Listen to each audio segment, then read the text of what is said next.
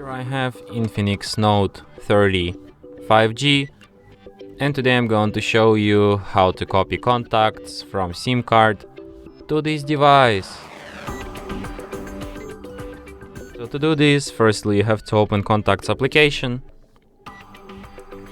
tap on the gear icon to access its settings, then go to the import or export contacts, select where from you want to import contacts, so in our case from SIM card, then select where to phone. Here you can select which contacts you want to transfer, or you can select them all here and then tap OK. And after that these contacts will appear on your device. And that's it.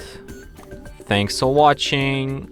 If you find this tutorial useful, don't forget to hit that like button and subscribe to our channel.